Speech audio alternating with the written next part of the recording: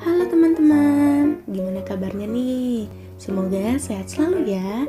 Kali ini aku dan teman-teman dari kelompok 2 ingin menyampaikan materi mengenai identifikasi kelelahan kerja pekerja.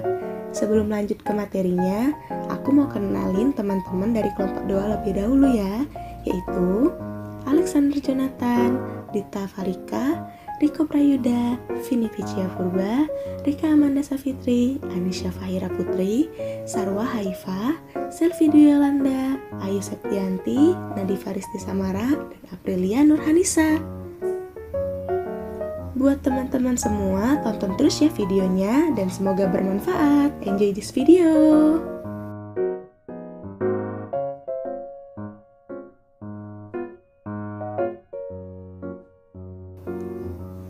Kenapa, kek? Kelelahan kerja. Kelelahan kerja adalah keadaan di mana tubuh mengalami penurunan kinerja fisik, adanya perasaan lelah, penurunan motivasi, dan penurunan produktivitas kerja. Gejala dari kelelahan kerja yang dialami kakek apa ya? Gejala dari kelelahan kerja adalah sakit kepala, kurang konsentrasi, gangguan penglihatan, mengantuk, mudah marah, masalah memori, motivasi rendah, halusinasi, gangguan dalam mengambil keputusan, refleks melambat. Apa saja jenis kelelahan kerja? Jenis kelelahan kerja. Yang pertama, berdasarkan proses terjadinya kelelahan. Kedua, berdasarkan waktu terjadinya kelelahan. Ketiga, berdasarkan tempat terjadinya kelelahan. Keempat, berdasarkan penyebab terjadinya kelelahan. Jenis kelelahan kerja berdasarkan proses. Kelelahan otot mengakibatkan penurunan kapasitas otot dalam bekerja akibat kontraksi berulang. Kelelahan umum meliputi kelelahan visual, kelelahan mental, kelelahan syaraf, kelelahan kronis, dan lainnya. Jenis kelelahan kerja berdasarkan waktu. Kelelahan akut terjadi akibat kerja suatu organ tubuh secara berlebih, disebabkan oleh beban kerja berlebih. Kelelahan kronis, kelelahan terjadi secara terus-menerus dalam jangka waktu lama, biasanya terjadi pada mereka yang mengalami konflik mental. Jenis kelelahan kerja berdasarkan tempat. Salah satu tempat biasanya terjadinya kelelahan adalah lingkungan tempat kerja. Berikut gejala dari kelelahan. Ketidakstabilan jiwa, depresi, tidak bergairah dalam bekerja, meningkatkan sejumlah penyakit. Jenis kelelahan kerja berdasarkan penyebab. Kelelahan fisiologi disebabkan oleh faktor lingkungan di tempat kerja, seperti kebisingan dan suhu. Kelelahan fisik disebabkan oleh kinerja fisik yang ditandai dengan menurunnya kinerja. Kelelahan mental, suatu proses penurunan stabilitas kinerja. Bagaimanakah proses terjadinya kelelahan? Kelelahan timbul dari adanya aktivitas yang memerlukan kerja otot secara berlebihan, di mana untuk melakukan aktivitas tersebut, otot membutuhkan energi. Energi didapatkan dari hasil pembakaran zat asam yang dibawa oleh darah arteri kepada otot. Mulanya, kelelahan terjadi karena adanya kumpulan zat-zat sisa hasil metabolisme seperti asam laktat, oksigen, dan sebagainya. Akumulasi zat-zat tersebut dalam darah dapat membatasi kelangsungan dari aktivitas otot. Pada kondisi tersebut dapat mempengaruhi sistem syaraf sehingga dapat menyebabkan kelelahan yang berakibat pada lambatnya seseorang dalam bekerja. Terdapat beberapa faktor penyebab kelelahan kerja. Pada faktor internal dibagi menjadi 4. Yang pertama, umur. Semakin bertambahnya umur seseorang, maka ia akan semakin mudah mengalami kelelahan. Hal ini karena pada umur yang lebih tua terjadi penurunan kekuatan otot. Yang kedua, jenis kelamin. Tingkat kelelahan wanita lebih besar daripada pria. Hal ini dikarenakan pada tenaga kerja wanita setiap bulannya akan terjadi siklus biologis yang dapat mempengaruhi turunnya kondisi fisik maupun psikisnya. Yang ketiga, kondisi kesehatan. Status kesehatan seseorang sangat penting karena dapat mempengaruhi kelelahan kerja yang dapat dilihat dari riwayat penyakit yang diderita. Beberapa penyakit yang mempengaruhi kelelahan kerja seperti gangguan ginjal, penyakit jantung, dan hipertensi hipertensi atau tekanan darah tinggi. Yang keempat, posisi kerja. Posisi tubuh dalam bekerja harus memberikan rasa nyaman sehingga kerja menjadi lebih efisien dan meningkatkan produktivitas. Apabila dalam bekerja posisi tubuhnya salah, maka akan mempengaruhi pada kelelahan kerjanya. Pada faktor eksternal dikelompokkan menjadi 3. Yang pertama, beban kerja, merupakan volume pekerjaan yang dibedakan kepada tenaga kerja baik fisik, mental, dan tanggung jawab. Faktor yang mempengaruhi beban kerja dibagi menjadi 2, yaitu faktor eksternal seperti tugas, organisasi, dan lingkungan kerja, serta faktor internal, yaitu sebagai akibat adanya reaksi beban kerja eksternal. Yang kedua, masa kerja.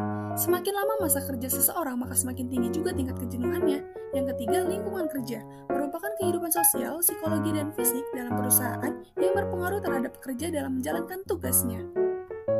Dampak yang ditimbulkan sebagai akibat dari kelelahan dapat berupa jangka pendek maupun jangka panjang, seperti adanya penurunan motivasi dalam bekerja, performansi ketika bekerja menjadi rendah, kualitas kerja juga semakin berkurang, timbulnya stres akibat pekerjaan, sering terjadinya kesalahan saat bekerja.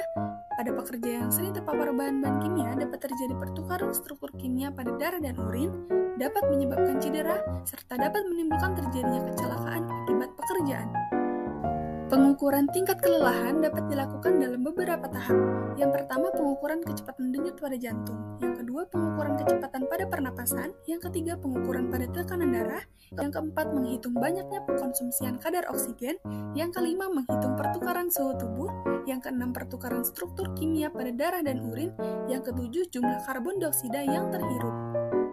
Metode pengukuran kelelahan dikelompokkan menjadi 4 bagian. Yang pertama, kualitas dan kuantitas kerja, di mana dengan metode ini kualitas output merupakan jumlah dalam proses kerja ataupun proses yang dikerjakan pada setiap satuan waktu. Sedangkan kuantitas output merupakan jumlah kecelakaan yang bisa mendeskripsikan terjadinya suatu kelelahan. Yang kedua, uji psikomotor. Pada metode ini melibatkan fungsi dari persepsi, reaksi motor, dan interpretasi. Apabila terjadi pemanjangan waktu reaksi pada pengujian, maka dapat menunjukkan adanya suatu proses yang faal pada syaraf otot yang melambat. Yang ketiga, uji hilangnya kelipan. Ketika seseorang sedang mengalami kelelahan, maka waktu yang dibutuhkan jarak dari 2 kelipan semakin panjang. Karena uji ini menghitung tingkat kelelahan dan memperlihatkan adanya kondisi kewaspadaan seseorang. Yang keempat, perasaan lelah secara subjektif. Metode ini menjadikan kuesioner sebagai alat untuk menghitung tingkat kelelahan seseorang. Apa saja instrumen penilaian kelelahan? Yang pertama, Psychomotor Vigilance Test, merupakan tes yang menilai kelelahan akibat perubahan kewaspadaan karena kurang tidur, begadang, dan waktu kerja. Yang kedua ada Swedish Occupancy Fatigue Inventory. Kuesioner ini digunakan untuk mengukur kelelahan akibat kerja dari sisi subjektif yang berisi 5 dimensi, yaitu lack of energy, physical exertion, physical discomfort, lack of motivation, serta sleepiness. Yang ketiga, Karolinska Sleepiness Scale, yaitu salah satu alat ukur yang bertujuan untuk melihat tingkat kantuk, di mana tingkat kantuk sendiri merupakan salah satu faktor yang menyebabkan seorang itu lelah atau tidak. Aduh, lelah banget. Cari cara mencegah lelah. Nah, ini dia cara pencegahannya. Yang pertama, dapat mengubah metode kerja menjadi efisien dan efektif. Yang kedua, menggunakan peralatan sesuai standar ergonomi. Yang ketiga, istirahat yang cukup. Yang keempat, menciptakan suasana lingkungan kerja yang sehat, aman, dan nyaman. Yang kelima, uji dan evaluasi kinerja tenaga kerja secara periodik. Dan yang keenam, menerapkan sasaran produktivitas kerja. Kok kamu keluar di jam kerja? Iya, mau istirahat bentar, lelah banget. Oh, padahal ada loh cara untuk mengendalikan lelahmu. Emangnya ada? Ada dong, gini caranya. Yang pertama, kamu dapat melakukan eliminasi dengan cara menghilangkan dan mengurangi sumber kelelahan. Yang kedua, kamu dapat melakukan substitusi dengan menukar alat, bahan, prosedur, atau sistem menjadi lebih baik lagi. Yang ketiga, dapat melakukan isolasi dengan cara mengaplikasikan barrier psikologi yang dapat memperkuat mekanisme individu seperti stres psikologi. Yang keempat, kamu dapat mengendalikan teknis, yaitu mengaplikasikan peralatan yang ergonomis untuk mengurangi beban kerja. Yang kelima, yaitu pengendalian administratif dengan cara mengatur waktu kerja, jadwal kerja, istirahat, cara kerja, atau prosedur kerja menjadi lebih aman. Dan yang terakhir yaitu alat pelindung diri, dengan cara memilih APD yang nyaman sehingga tidak dapat menimbulkan beban kelelahan kerja pada pekerja. Oh gitu ya caranya? Iya. Baiklah, terima kasih. Penanggulangan kelelahan kerja. Yang pertama dapat melakukan seleksi tenaga kerja seperti seleksi kesehatan pekerja. Yang kedua menciptakan kondisi lingkungan kerja yang aman dan nyaman seperti dekorasi ruangan kerja dan musik pada lingkungan kerja. Yang ketiga rotasi pekerjaan secara periodik. Dan yang keempat yaitu melaksanakan proses produksi dengan tepat. Program penanggulangan kelelahan kerja. Pertama, promosi kesehatan berupa promosi intrakurikuler dan ekstrakurikuler, promosi level perusahaan, dan promosi melalui media massa.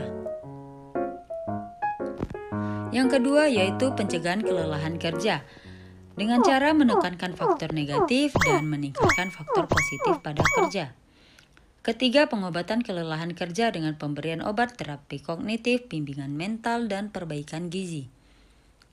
Dan yang terakhir, rehabilitas kelelahan kerja. Apa saja upaya penanggulangan kelelahan kerja? Upaya penanggulangannya dapat melakukan mengonsumsi makanan bergizi, menggunakan metode kerja yang baik, memperhatikan kemampuan tubuh, mengatur waktu kerja, mengatur lingkungan fisik dengan baik, dan mengurangi monotoni kerja. Berikut merupakan daftar pustaka yang kami gunakan dalam video ini. Terima kasih telah menonton.